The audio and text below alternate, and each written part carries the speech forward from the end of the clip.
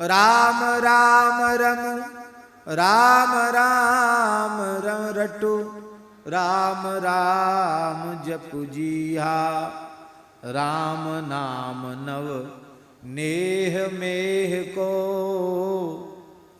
मन हठि हो ही पपीहा। गोस्वामी श्री तुलसीदास जी महाराज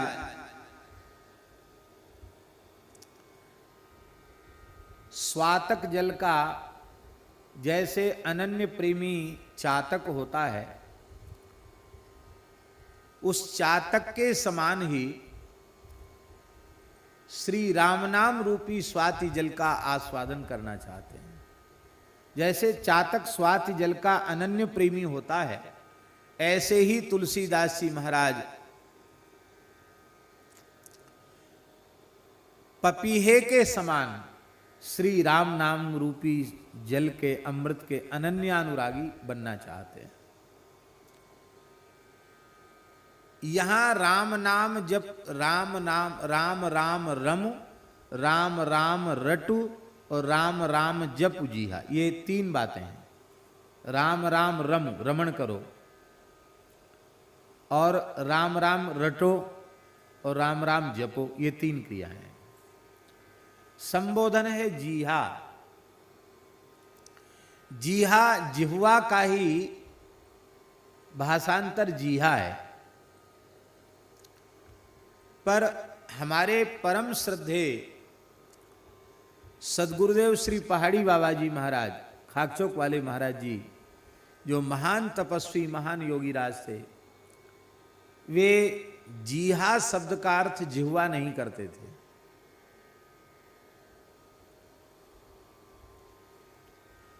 वे कहते थे राम नाम मणिदीप धर जीह देहरी द्वार। तो जीह क्या है, देहरी द्वार क्या है?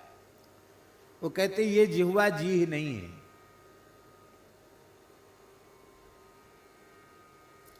इस जिह्वा के भीतर एक छोटी जिह्वा होती है, इतनी सी लटकती हुई मुख, तालू में, टेंटुआ में लटकती हुई जिह्वा। महाराज जी कहते थे योगियों के मत में उसको जीह कहा गया, और उसका जागृत होना ही मध्यमा वाणी का जागृत होना है, और मध्यमा वाक का जागृत होना ही अजपा खुलना है, जिसको संतों ने कहा अजपा जपे सु जाने भेऊ। अजपा जपे वो भेद को समझ सकता है। जब अजपा जागृत होता है तो रोम रोम हर ठोर से भाई ररंकार धुनि होए सदाई। रोम रोम से ररंकार प्रकट होने लग जाता है, नाम प्रकट होने लग जाता है। तो वैखरी के बाद जब मध्यमा वाक जागृत होती है, उस मध्यमा वाक की मूल है वो जीह। वो जीह अर्थात यहां रमण तब तक संभव नहीं है, रटन तब तक संभव नहीं है, और मानसिक रूप से जब तक संभव नहीं है, जब तक नाम, उस नाम से वह जीह, छोटी जिह्वा, मध्यमा वाक जब तक जागृत नहीं होगी, तब तक ये तीनों क्रियाएं ठीक से नहीं बन पाएंगी। न तो राम राम में रमण हो पाएगा। रमण सामान्य चीज नहीं है।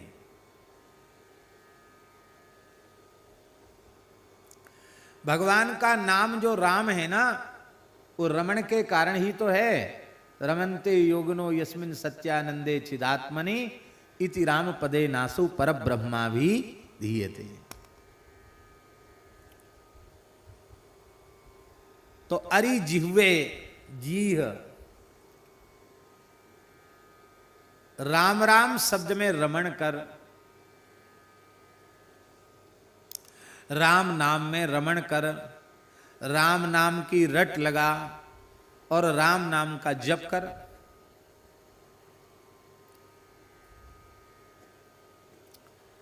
जब तक भाव राज्य नहीं होगा, प्रेम पूर्ण भावपूर्ण अंतःकरण की अवस्था नहीं होगी, तब तक रमण नहीं होगा। ध्यान में आई बात। शरीर संसार का होश जब तक है तब तक रमण नहीं होगा। शरीर संसार का अध्यास रहने पर तो शरीर संसार में ही रमण होगा, भोगों में विषयों में रमण होगा। राम राम में रमण कब होगा? जब इतना प्रेम भगवान में हमारा हो जाए, इतना प्रेम भगवान के नाम में हमारा हो जाए कि हमें शरीर संसार की विस्मृति हो जाए। और शरीर संसार की पूर्ण विस्मृति और उस भावपूर्ण अत्यंत अंतर्मुख जो अवस्था है उसी को ध्यान कहते हैं, उसी को समाधि कहते हैं। और उसी अवस्था में रमण होता है। हमारे पूज्य पहाड़ी बाबा महाराज को बुखार आ गया। महाराज दवाई नहीं लेते थे, लगभग 120 वर्ष की आयु तक स्वस्थ विराजमान रहे, दवाई नहीं लेते थे। और उनके डर के मारे आश्रम में किसी साधु को, ब्रह्मचारी को बुखार भी नहीं आता था, डर के मारे उनके। हाँ, क्योंकि पता चल जाए कि उसको बुखार है तो वो तो अपने जैसे ही सबको समझते थे। कहते थे आंख को बंधन ताप को लंघन, बुखार आ गया तो इसका खाना पीना बंद कर दो, भोजन बंद करो, इसको खाली गर्म पानी पिलाओ, अपने आप ठीक हो जाएगा। तो लोग डर के मारे कि हमारा प्रसाद बंद ना हो जाए, तो बुखार भी रहता तो भी ऊपर से कंबल ओढ़ के बैठ जाते। बुखार में नहीं नहीं बिल्कुल नहीं है, ठीक है हम, कहीं भोजन बंद ना हो जाए, इस डर के मारे लोग पाले थे। विलक्षण महापुरुष। तो तेज बुखार था, हमारे पास सूचना पहुंची तो गुरुदेव भक्तमाली जी ने कहा कि जाओ देख के आओ महाराज जी को। गए हम, महाराज जी बहुत तेज बुखार है, दवाई लेते नहीं। तो महाराज जी ने संजीवनी बट्टी, एक आयुर्वेद में आती है संजीवनी बट्टी, वो दी। बोले ये बहुत बढ़िया है। भगवान भजनाश्रम की एक वैद्य थे, भगवान भजनाश्रम के, बोले उन वैद्य जी की बनाई हुई है ये, अपने हाथ से बड़ी पवित्रता से, उसमें कोई ऐसी चीज नहीं जो महाराज जी न खा सकें। तो मैंने आग्रह किया महाराज जी गोमूत्र की भावना दे के बनाई, ये बहुत अच्छी है। वो दवा नाम से कोई चीज लेते नहीं थे। बोले बस हो गया हो गया हो गया, नहीं लेंगे, जाओ चले जाओ। हमने कहा महाराज जी बहुत तेज बुखार है, हम आपके पास लेट जाएं। हमारा नियम है, हम किसी को पास में नहीं रखते, अकेले रहते हैं। पर तुम्हारा ज्यादा मन है तो आए हो तो थोड़ी सेवा कर दो। उनकी क्या आज्ञा, हमको उठा के बिठा दो। तो लेटे थे, खूब तेज बुखार था, उठा के बिठा दिया, ऊपर से कपड़ा उठा दिया। महाराज जी बस आसन बांध कर बैठ गए और बोले अब चले जाओ यहाँ से, सवेरे आना। कितने बजे? बोले 6 बजे तक आ जाना। वहाँ एक बंगाली संत रहते थे गौर बाबा, उनको मैंने कहा कि रात को थोड़ा महाराज जी को देखते रहना कि बुखार बहुत तेज है। तो सवेरे हम 6 बजे के लगभग पहुँचे और हमने उनसे पूछा महाराज जी कैसे हैं? तो बंगाली थे, हिंदी ऐसी अट्टपट्ट बोलते थे, बंगाली हिंदी। महाराज पूरी रात सोई नहीं है, जागती रही है महाराज, ऐसे बोलते थे वो। महाराज बैठी है पूरी रात से, वो हिंदी ऐसी बोलते थे, नहीं पता चलता था क्या कैसे बोलना है। तो हम गए महाराज जी के, देखो महाराज जी जिस आसन से बिठाया था उसी आसन से बैठे थे। तो डरते डरते मैंने उनका हाथ ऐसे छुआ तो बुखार नहीं था। थोड़ी देर बाद उनको, वे अपने ध्यान से बाहर आए और ध्यान से बाहर आते ही राम राजा दुख भंजन सकल पूर्ण काम, राम राजा दुख भंजन सकल पूर्ण काम, गोविंद गोपाल गोविंद गोपाल गोविंद गोपाल, भज नारायण भज नारायण भज नारायण भज नारायण भज नारायण, राम गाओ कृष्ण गाओ सार है यही, वेदन को भेद पाओ व्यास ने कही। ऐसे कुछ बोलते थे वो वाक्य, ये बोलने लग गए। हमने कहा महाराज जी स्वास्थ्य कैसा है? बहुत आनंद है। बोले भगवान जब विशेष कृपा करते तब शरीर में रोग आता है। देखो अन्न तो हम खाते ही नहीं है, फलाहार करते हैं, थोड़ा सा दूध, और फलाहार भी ऐसे नहीं करते थे, कूटू और ये सिंघाड़ा ये सब नहीं खाते थे। ठाकुर जी को मंदिर में जो भोग लगता उसमें से साग ले लेते थे, इतनी सी, बस यही उनका फलाहार था। और शाम को 1.5 पाव दूध, बस इतना ही आहार था, इससे ज्यादा कुछ नहीं लेते। बोले रोज दिन में फलाहार ले लेते थे, शाम को दूध ले लेते थे। बुखार आ गया तो दिन में कुछ खाया नहीं, भगवान की बड़ी कृपा हो गई, व्रत हो गया, उपवास हो गया।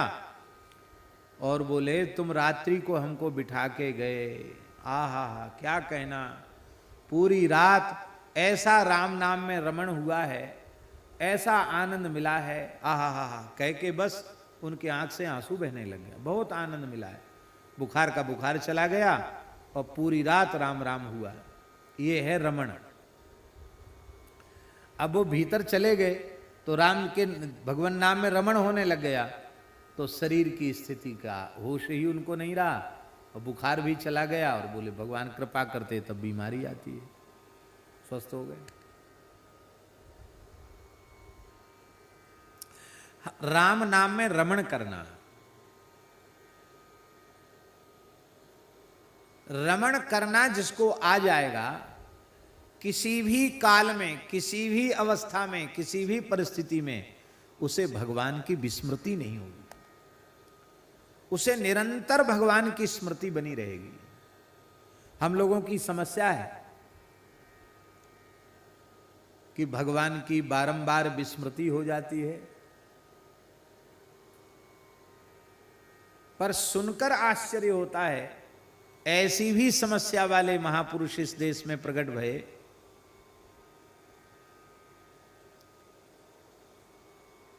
जो कहते हैं अब कैसे छूटे नाम रट लागी, रैदास जी महाराज, अब कैसे छूटे, ये तब होगा जब राम नाम में रमण होना आरंभ हो जाएगा। राम नाम में रमण होना आरंभ हो जाएगा तो फिर लाख कोशिश करो, राम नाम छूटने वाला नहीं है। अब कैसे छूटे नाम रट लागी, अब कैसे छूटे नाम रट लागी। प्रभु जी तुम चंदन हम पानी, जाकी अंग अंग बास समानी। ये है रमण महाराज जी। जैसे चंदन और जल का संयोग, जाकी अंग अंग, आप चंदन हैं तो मैं जल हूं, ये है रमण। जाकी अंग अंग बास समानी। प्रभु जी तुम घन बन हम मोरा, जैसे निरखे चंद्र चकोरा। अब कैसे छूटे नाम रट लागी। प्रभु जी तुम मोती हम धागा, जैसे सोने मिलत सुहागा। प्रभु जी तुम दीपक हम बाती, जाकी ज्योति जरे दिन राती। अब कैसे छूटे नाम रट लागी। प्रभु जी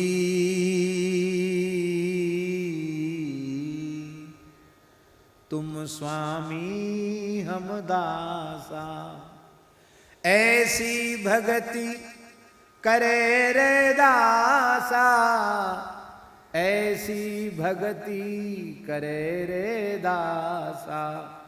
अब कैसे छूटे नाम रट लागी। न छूटेगी और न टूटेगी,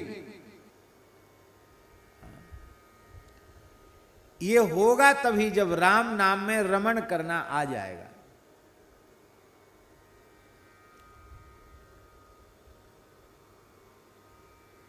एक पद में रैदास जी ने बड़ी प्यारी बात कही है। एक पद में रैदास जी कहते हैं कि हे भगवान,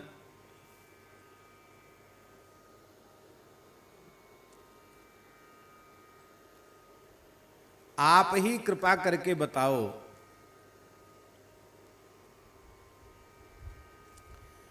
कि मैं आपसे अपना संबंध न जोड़ूं तो किससे अपना संबंध जोड़ूं। बहुत प्यारा भाव है।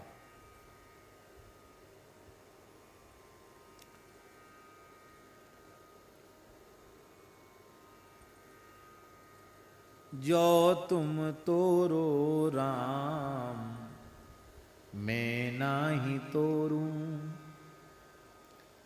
कथनचित आप किसी बात पर रुष्ट होकर हमसे समझाओ, हमारा तुमसे कोई लेना देना नहीं, तुम्हारा हमारा कोई संबंध नहीं, आप बड़े हो, बड़े लोग कर सकते हैं, पर मेरी तो स्थिति ये है कि जो तुम तोरो राम मैं नाही तोरूं। क्यों? तुम सन तोरी कौन सो जोरूं।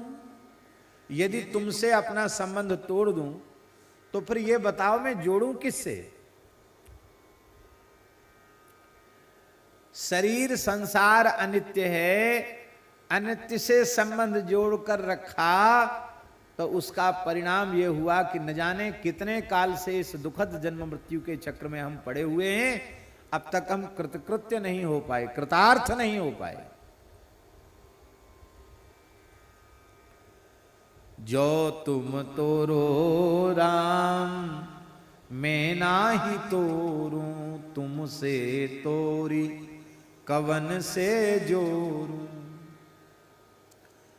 बोले तमाम लोग हैं, अनेक प्रकार के साधन करते हैं, तुम भी करो, हमें किसी का भरोसा ही नहीं, और बिना भरोसे के कुछ करना लाभकारी नहीं।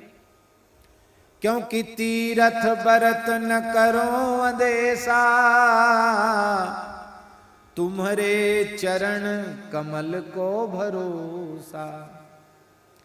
जहां तहां जाऊं तुम्हारी पूजा, तुम सा देव और नहीं दूजा। अब आगे क्या कह रहे हैं महाराज, बड़ी प्यारी बात। मैं अपनो मन हरि सो जोर्यो, हरि सो जोरी सवन सो तोर्यो। मैंने अपने मन को भगवान से जोड़ लिया, और भगवान से जोड़ दिया तो सारे संसार से तोड़ दिया। सब ही प्रहर तुम्हारी आशा, मन क्रम बचन कहत रे दासा। इसलिए हे भगवान, ये है रमण, इसको रमण कहते हैं।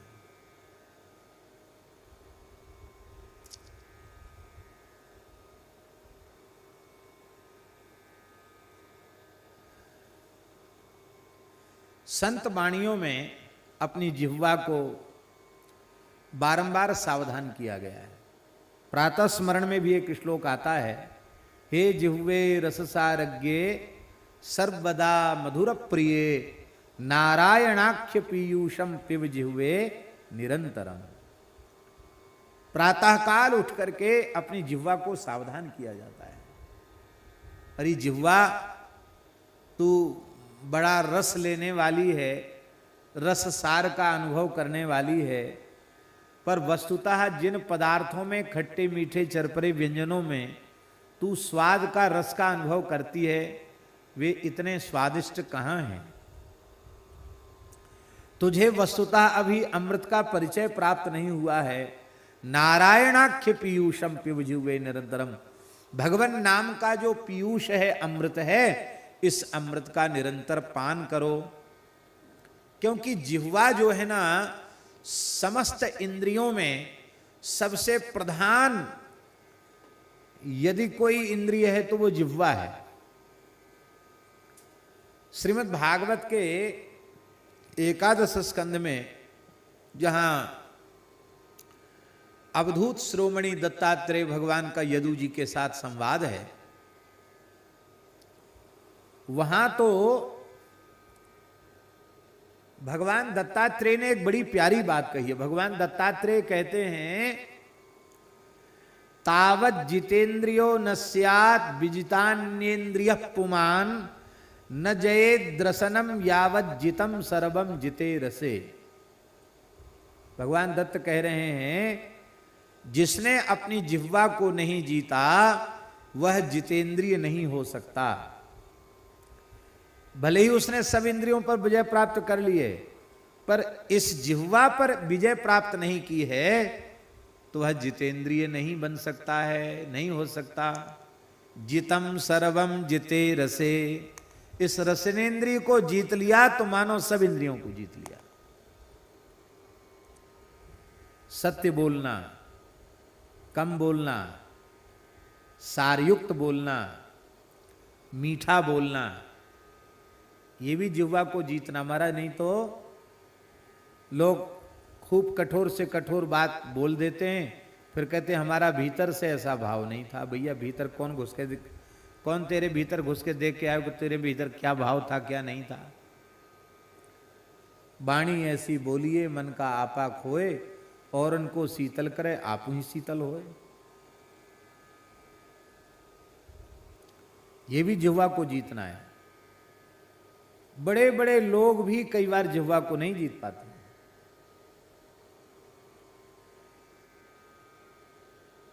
और इस जिह्वा को जीतने का एक साधन मौन भी है। स्वामी जी हमारे ज्यादा से ज्यादा मौन रहते हैं। ज्यादा लंबे समय तक मौन रहने वाले वे धीरे धीरे उनकी वृत्ति भी मौन होने लग जाती है।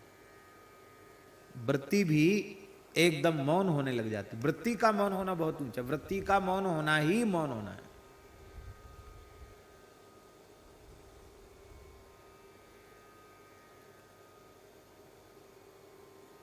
पदार्थों को भोगने का, स्वाद लेने का लौल्य न रह जाए जिह्वा में। जो कुछ भगवत प्रसाद भगवत इच्छा से मिल जाए, पवित्र आहार, उसे हम लेकर के अपने गड्ढे को भर लें, पेट वाले गड्ढे को भर लें और भजन करें। ये वृत्ति हो। खट्टे मीठे चरपरे पदार्थ खाने की वृत्ति न हो।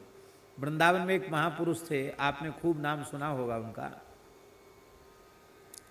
पंडित बाबा श्री रामकृष्ण दास जी महाराज।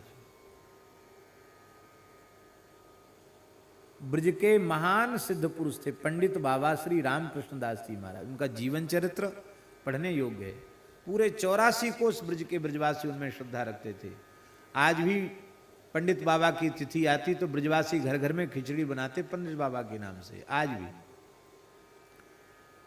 चारों संप्रदाय के, और चारों संप्रदाय वैष्णव ही नहीं, सभी आस्तिक संप्रदायों के साधक उनके पास जिज्ञासा लेकर आते थे, और जो जिस परंपरा का होता था उसी परंपरा के अनुरूप साधन बताकर वे उसे साधन में लगा देते थे। भगवत साक्षात्कार तो उनको 5 वर्ष की आयु में हो गया था पंडित बाबा को। तो जो साधक उनके पास भजन में आता, उसको कहते, भजन के लिए आता, उसको कहते कि मधुकरी मांगो और भजन करो। मधुकरी कितने बजे? तो वैसे तो वो सूर्यास्त के बाद मधुकरी मांगने जाते थे। दिन भर कुछ नहीं खाना, सूर्यास्त के बाद मधुकरी मांगना। अब मधुकरिया भी कई बार सिल्लोड़ी रख लेते हैं कि कुछ नहीं तो कभी 2 पत्ती पुदीना की मिल जाए, हरी धनिया की मिल जाए, हरी मिर्चा मिल जाए, थोड़ा नमक हो जाए तो कुछ नहीं तो सिल्लोड़ी पर चटनी ही बांट के पा लेंगे। पर संग्रह के नाम पर किसी के पास सिल्लोड़ी होती तो बाबा उससे बात नहीं करते थे कि तुम्हारी जिह्वा अभी चटर मटर खाने को मांग रही है, तुम भजन क्या करोगे?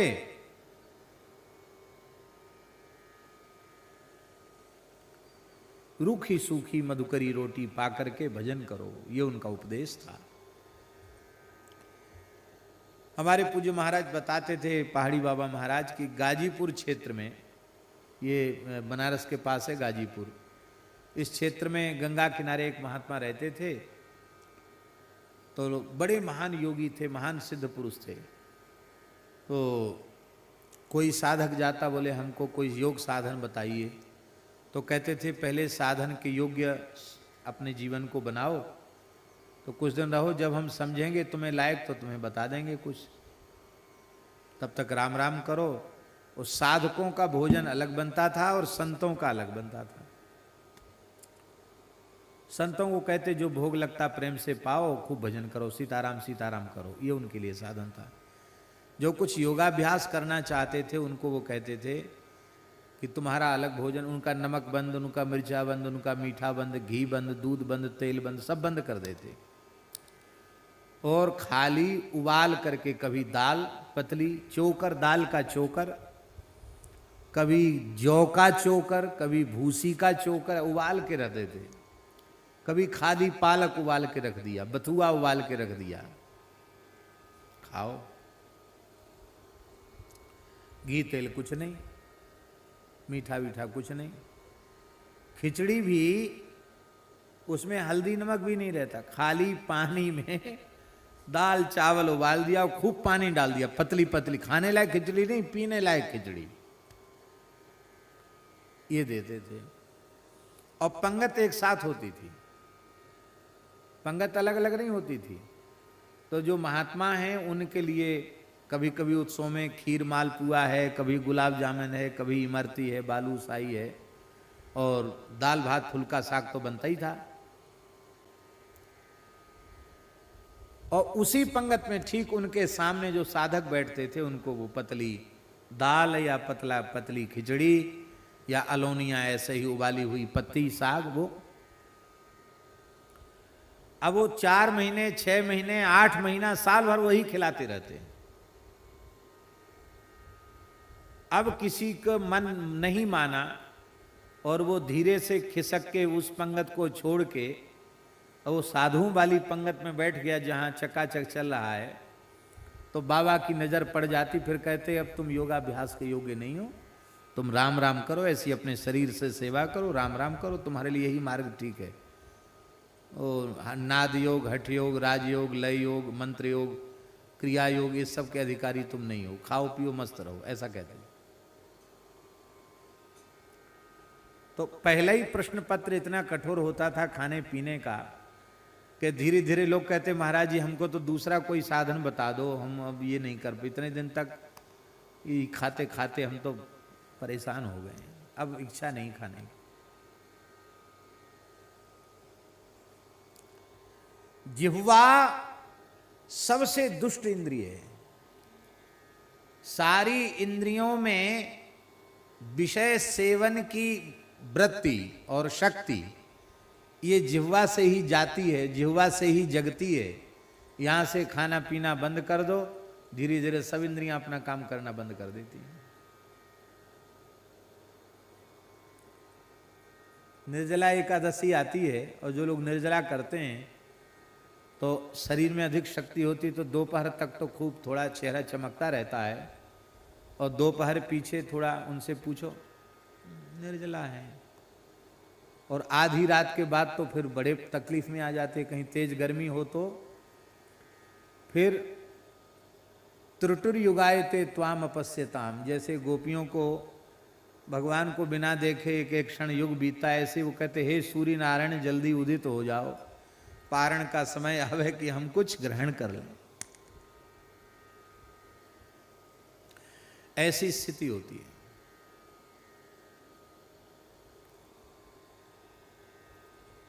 तो इसलिए तो उस समय इंद्रियों में बोलने की इच्छा नहीं होती है, देखने की सुनने की इच्छा नहीं होती है, भूख प्यास के कारण। तो एक दिन के जिह्वा के संयम से खाना पीना बंद कर दिया तो सब इंद्रियां उथल पुथल बंद कर देती हैं। जिसने अपनी जिह्वा का पूर्ण संयम कर लिया उसकी इंद्रियां तो अपने आप समाहित हो जाएंगी, शांत हो जाएंगी। तो इसलिए बार बार जिह्वा को सावधान किया गया। जिह्वा को जीत लिया तो सब इंद्रियों को उसने जीत लिया।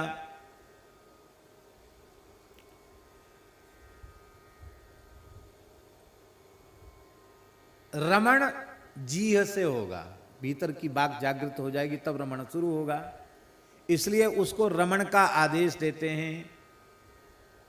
और रटु, रटन, रटन कब होगा?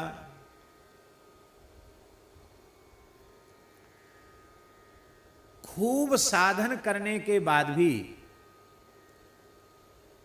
कई बार हम अपनी देहात्म बुद्धि का त्याग नहीं कर पाते हैं। श्रीमद् भगवद गीता, ब्रह्मसूत्र, उपनिषद इनको खूब पढ़ लिया, पढ़ा दिया, फिर भी देहात्म बुद्धि का त्याग हम नहीं कर पाते हैं।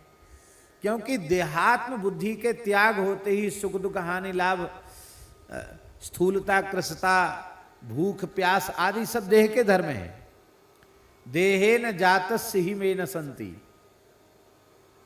तो देहात्म भाव का अतिक्रमण साधक नहीं कर पाता है, कई बार खूब प्रयास करने पर भी। तो देह बुद्धि से ऊपर उठेगा कैसे? गोस्वामी जी दूसरा साधन बता रहे, राम राम रटु। राम नाम की रट लगा दो। रट लगाते लगाते लगाते लगाते लगाते आपको नाम का स्वाद मिलने लग जाएगा। फिर शरीर संसार की विस्मृति हो जाएगी, देहाध्यास स्वतः तुम्हारा मिट जाएगा। इसलिए देहात्म बुद्धि से मुक्त होने के लिए रटने का आदेश दे रहे हैं, राम राम रट। देह बुद्धि जब हो जाए तुम्हारी तो राम नाम रटो और राम नाम जप, राम राम जपो, राम राम जपो। जप जो है ना वो 3 प्रकार का होता है। एक मानसिक जप होता है, एक उपांशु जप होता है, एक वाचिक भी होता है।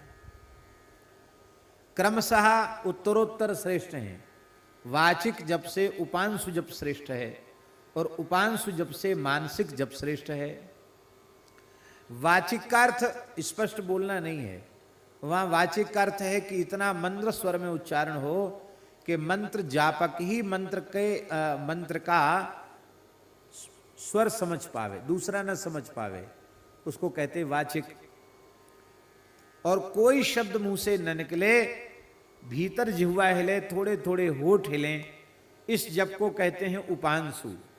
और जिह्वा होठ बिल्कुल कुछ भी न जले हिले, केवल मन से उसका मंत्र का, मंत्रार्थ का, मंत्र के ऋषि का, मंत्र के छंद्र का, मंत्र के प्रतिपाद्य देवता का, इन सब का भाव पूर्वक स्मरण करते हुए मन से ही मंत्र का अनुसंधान हो, उसको मानसिक जप कहते हैं। अर्थात मन वाणी क्रिया से तुम राम नाम का जप करो।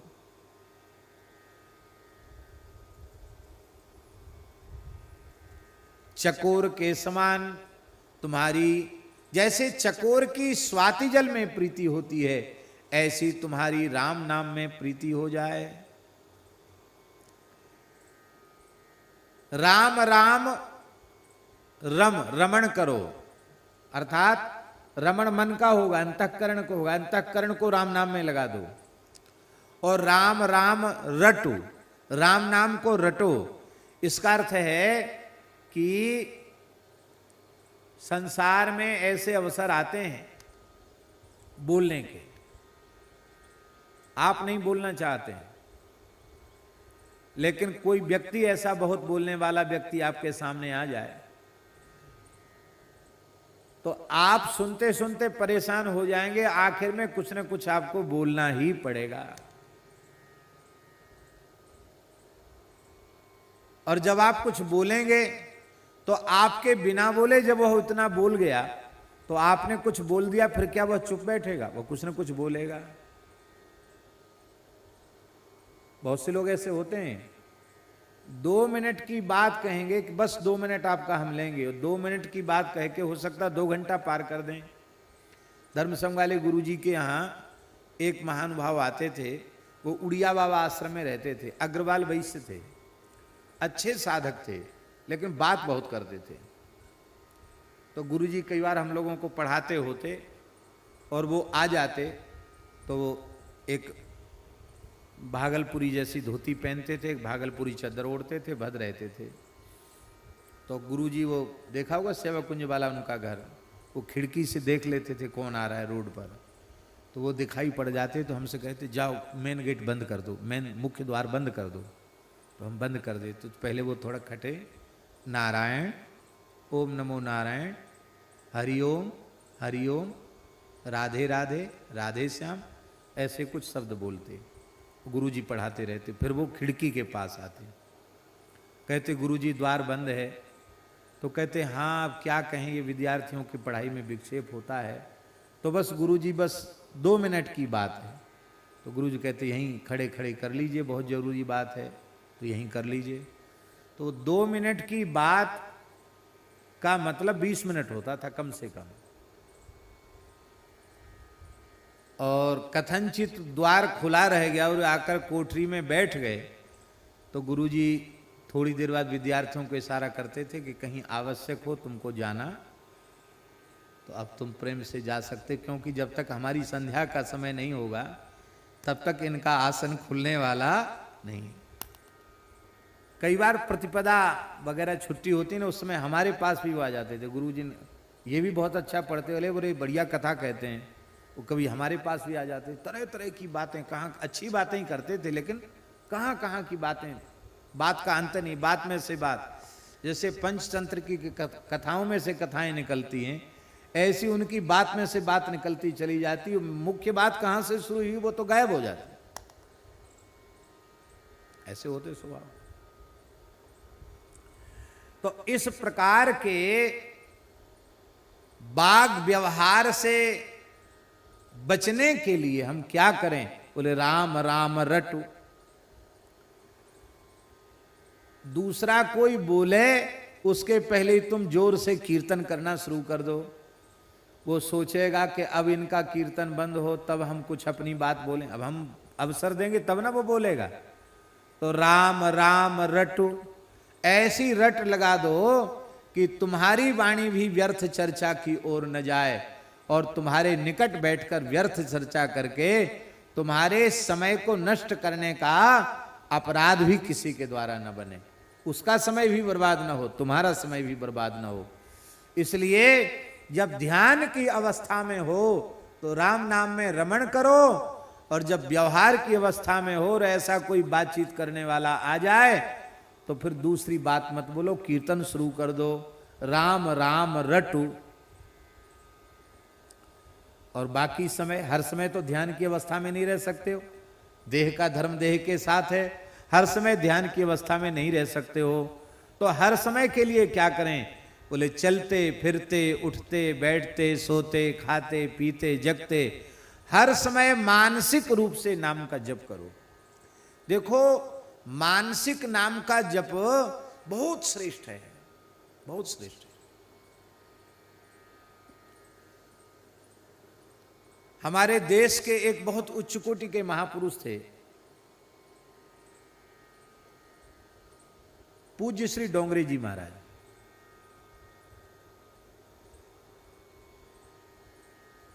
निरंतर जप चलता था उनका, निरंतर जप चलता था। और हमने प्रामाणिक संतों से सुना है कि डोंगरे जी की ऐसी अवस्था हो चुकी थी कि सोते जगते भी बिना माला के भी निरंतर उनके नाम चलता रहता था, भगवान नाम की कभी विस्मृति नहीं होती थी।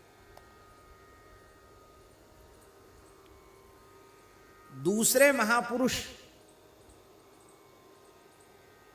धर्मसंघ वाले गुरुजी बताते थे कि पूज्य स्वामी करपात्री जी महाराज भी निरंतर नाम जप करते थे। जिस समय वे नरवर पाठशाला में कुछ काल रह करके उन्होंने अध्ययन किया, गंगा किनारे नरवर में, गायत्री के परम उपासक श्री जीवन दत्त ब्रह्मचारी जी की सन्निधि में, तो जिस समय वे जीवन दत्त ब्रह्मचारी जी की सन्निधि में रहकर कुछ पढ़ते थे तो केवल गुरुजनों से शास्त्रों को सुन लेते थे, बाकी निरंतर उनका नाम जप चलता था।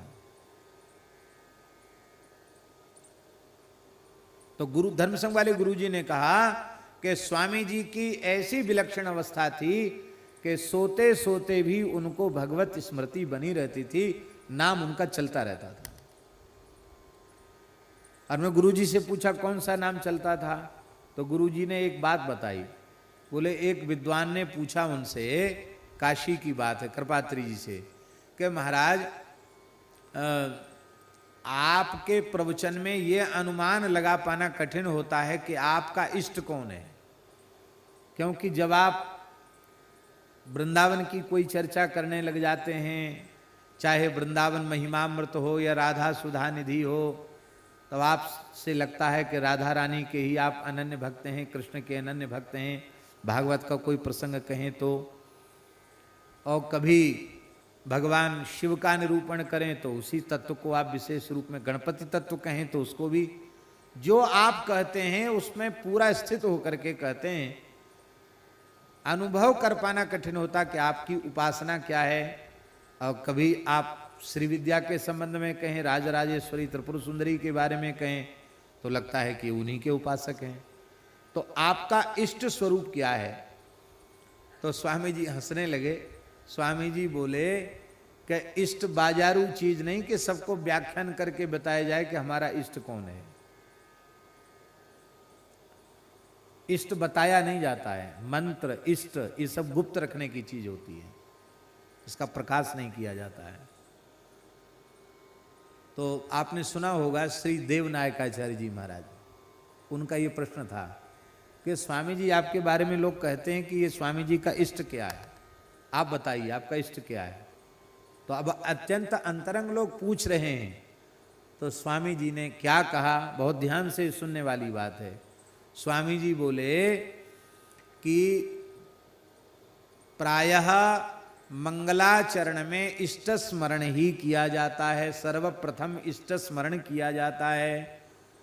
तो हम मंगलाचरण में सबसे पहले क्या स्मरण करते हैं? लगता है आचार्य जी आपने उस पर ध्यान नहीं दिया। तो गुरु जी कहते थे सबको स्पष्ट हो गया कि स्वामी जी का इष्ट क्या है।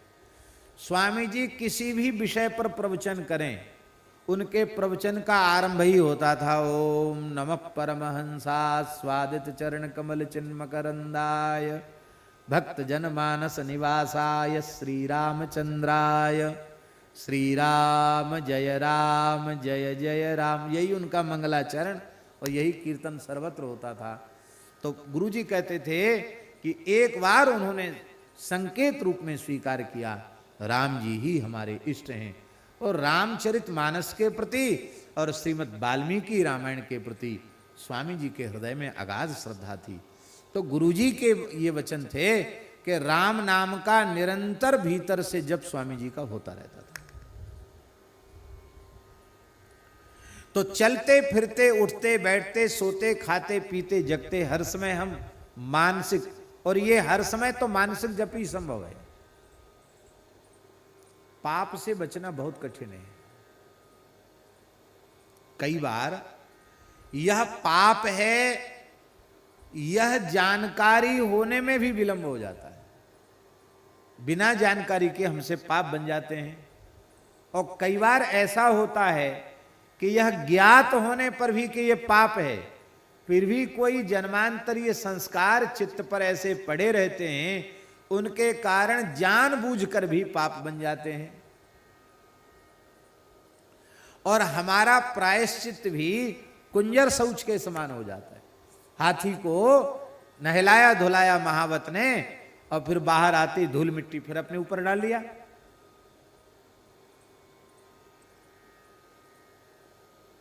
पाप से कैसे बचे,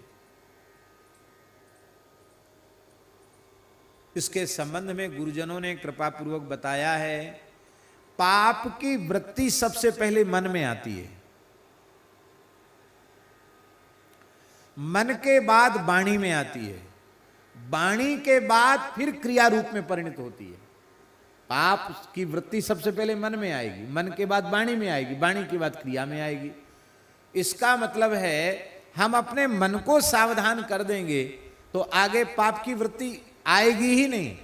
मन से निरंतर नाम जप करने वालों का मन निरंतर पवित्र रहता है। उस पवित्र मन में पाप की वृत्ति के प्रवेश करने की सामर्थ्य ही नहीं होती है। और निरंतर मानसिक नाम जप से जब मन पवित्र हो जाता है, मन यहां केवल मन का बोधक नहीं है, अंतःकरण चतुष्टय का बोधक है।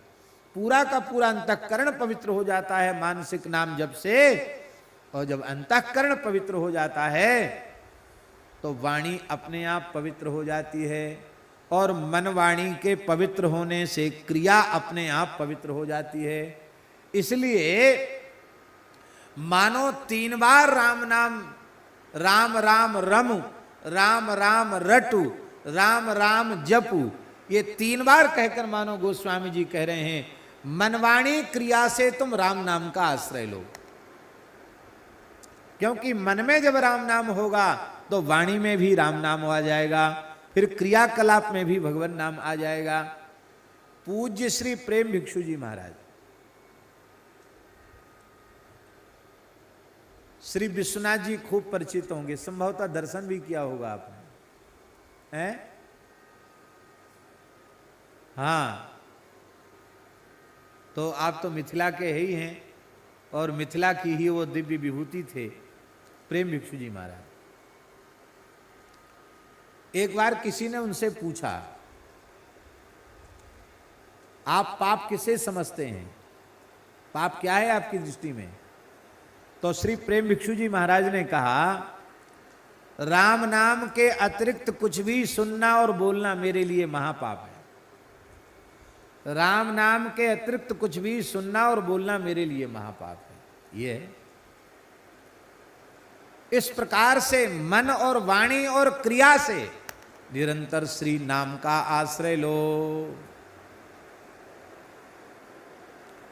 खूब रस बरस रहा है, कई साल हो गए इस क्षेत्र में इतना पानी कभी नहीं बरसा, लेकिन इस रस ब्रजवास में तो इतना पानी बरस रहा है कि सब हम लोग मिट्टी के टीला पर बैठे, मिट्टी का टीला भी बह रहा है धीरे धीरे।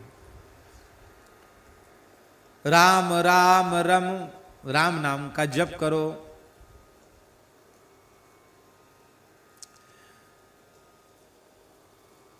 नाम जप में हमारी प्रवृत्ति हो, इसके लिए महापुरुष लोग कई बार साधकों को नियम दे देते हैं। जैसे कई महात्मा नियम देते हैं, 21,600 श्वास 24 घंटे में आती है, तो कहते भैया तुम 25,000 नाम जप करो, कम से कम एक एक श्वास को एक एक नाम समर्पित हो जाए, कुछ भूल चूक लेनी देनी, तो 21,600 की जगह 25,000 नाम जप रोज करो, ऐसा कर देते, 25,000 करो नाम जप। अथवा लोग अधिक अधिक नाम जप भी कर लेते हैं, लाख लाख संख्या में भी 2-2, 3-3 लाख नाम जप भी करने वाले लोग होते हैं। वह नियम का निर्देश महापुरुषों के द्वारा केवल इसलिए किया जाता है कि नियम के आग्रह से कुछ उसका भजन हो जाए, और भजन होते होते, स्मरण होते होते उसे नाम का स्वाद आने लग जाए। और जब नाम का स्वाद आने लग जाएगा तो फिर ये नहीं होगा कि अब 25 जारी करना है, फिर तो जितना ज्यादा जप करते चले जाओगे उतना ज्यादा अतृप्ति होती चली जाएगी, लगेगा और अधिक जप लेते और अधिक जप लेते। श्रीमद् चैतन्य महाप्रभु के पार्षद श्री नामाचार्य श्री हरिदास ठाकुर, वे 22 घंटे तक उच्च स्वर से महामंत्र का कीर्तन किया करते थे, 22 घंटे तक। अब बचे कितने? 2 घंटा। 2 घंटे में खाना पीना सोना सारा व्यवहार 2 घंटे में। आजकल के लोग तो विश्वास ही नहीं करेंगे कि अरे भाई डॉक्टर कहता 6 घंटे से कम मत सो, ये है वो है तमाम। सिद्ध बकुल जगन्नाथपुरी में जगह है जहां बैठकर वो भजन करते थे, आज भी वो बकुल वृक्ष है, जिनके शरीर को समाधिस्थ स्वयं श्री चैतन्य महाप्रभु ने अपने हाथ से किया, जिनके कांधा उत्सव का भंडारा स्वयं महाप्रभु ने भिक्षा मांग करके किया। ऐसे अद्भुत भाग्यशाली नामाचार्य श्री हरिदास ठाकुर,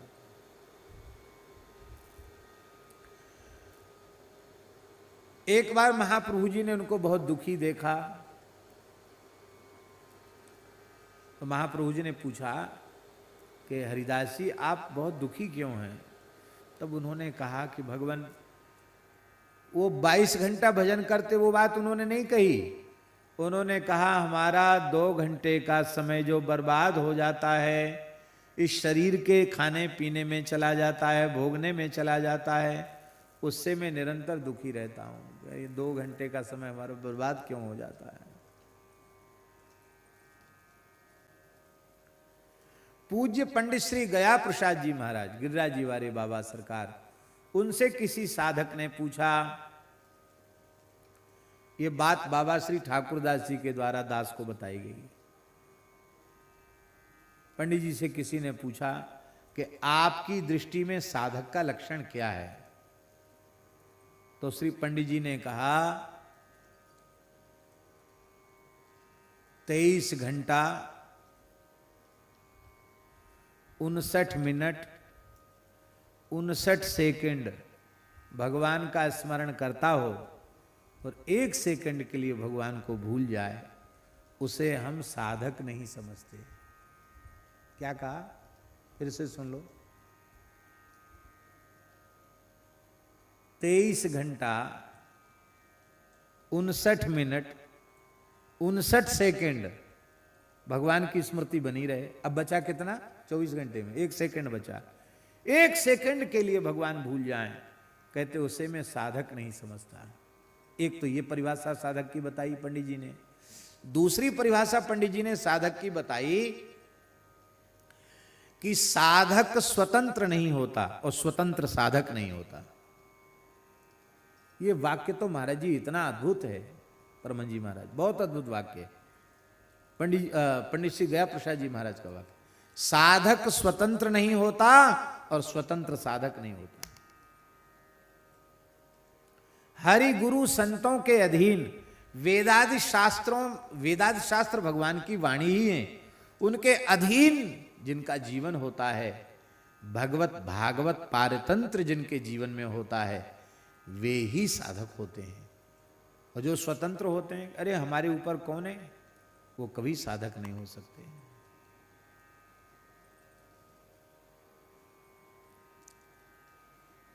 और ये कब होगा नारायण? ये कब होगा कि 1 सेकंड के लिए भी भगवान न भूलें, हैं? आहरनिश भगवान की स्मृति बनी रही। ये कब होगी? ये तब होगी जब मानसिक जप सिद्धावस्था को प्राप्त हो जाएगा। जब मानसिक जप सिद्धावस्था को प्राप्त होने लग जाएगा, तब फिर शरीर किसी भी अवस्था में रहेगा, भगवान की विस्मृति नहीं होगी। फिर तो रोम रोम हर ठोर से भाई, ररंकार धुनी होए सदाई। और जब ये स्थिति आएगी तब क्या होगा? राम सिया सबके पितु माई, हरदम सन्मुख परे दिखाई। ये हरदम सन्मुख दिखना क्या है? जड़ चेतन जग जीव जत, सकल राम मैं जान, बंदौ तिनके पद कमल, सदा जोरि जुग पान। ये मानसिक जप की सिद्धावस्था क्या है? जब सिद्धावस्था प्राप्त हो जाती है तो भगवती जगदम्बा अन्नपूर्णा पार्वती भगवान भूत भावन विश्वनाथ जी से कह रही हैं, क्या कह रही हैं? तुम पुनि राम राम दिन राति। आहरनिश तुम पुनि राम राम दिन राति, सादर जपहु अनंग अराती। पुलक गात हिय सिय रघुवीरू, जीह नाम जप लोचन नीरू, बह लोचन नीरू। राम राम रघुपति जपत, भरत जी के लिए, स्रवत नयन जल जात। यह है मानसिक जप की सिद्धावस्था। सादर जपने से क्या लाभ होगा? तुम पुनि राम राम दिन राति सादर जपो।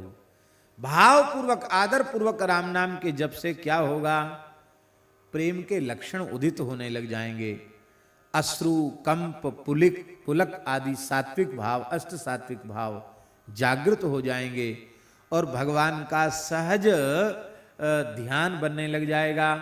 और ध्यान बनते बनते वह जप की क्रिया नाम ने पहले रमण होगा, फिर जप की क्रिया, क्यों मानसिक जप ही रमण होगा। और रमण के बाद जब उसकी सिद्धावस्था आएगी तो जप कीर्तन शुरू हो जाएगा। कीर्तन हो जाएगा हनुमान जी के समान। सुमिरि पवन सुत पावन नामू, अपने बस करी राखे राम। हनुमान जी जप करते हैं, जप करते करते जब उनको बहुत भाव जगता है, अपने भाव का संवरण वे जब नहीं कर सकते हैं, तब हनुमान जी महाराज प्रेम में विभोर होकर नाचने लग जाते हैं। उस समय यद रोम कूपे ध्वनि मुल्ल संतम, श्री राम जय जय राम।